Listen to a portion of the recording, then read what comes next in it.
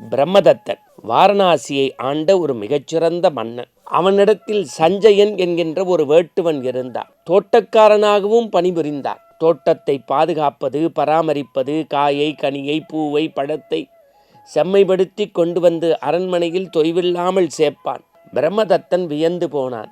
அவ்வப்போது இந்த சஞ்சயனை பார்த்து கேட்பான், இனி நம்முடைய தோட்டத்தில் ஏதேனும் சிறப்பு உண்டா, பெருமை உண்டா என்ற போது, ஒரு கலைமான் நம் தோட்டத்தை சுற்றி வருகின்றது என்றவுடன் பிரம்மதத்தன் வேடிக்கையாக கேட்டான், அந்த மானை எனக்கு கிடைக்குமா என்று கேட்டான்.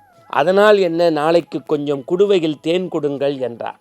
பிரம்மதத்தன் விக்கிச்சு போனான். தேனுக்கும் இந்த அற்புதமான கலைமானுக்கும் என்ன சம்பந்தம் என்று தேனை கொடுத்தான். அரண்மனையினுடைய புல்வெளிகளிலெல்லாம் தேனை தெளித்து விட்டான் இந்த சஞ்சயன்.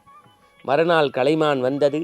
தன்னுடைய நுனி நாக்கில் பனித்துளியைப் போல புல்துணி நுனியில் இருக்கக்கூடிய தேனை நுகர்ந்து பார்த்தது. ஆசைக்கு அகப்பட்டு தேன் இருக்கும் திசை நோக்கி சென்றது சென்றது சென்றது சென்றது அப்படியே அரண்மனைக்குள் தஞ்சம் புகுந்தது. சஞ்சயன் எடுத்து பிரம்மதத்தனின் கையில் கொடுத்தான். மான் தன்னுடைய நுனிநாக்கால் தேனுக்கு ஆசைப்பட்டு அரண்மனைக்குள் அகப்பட்டதைப் போல இந்த மனித மனம் நாணயம் இழந்து ஆசைக்கு அகப்பட்டு உள்ளே போய் சிறைப்பட்டு கொள்கிறது.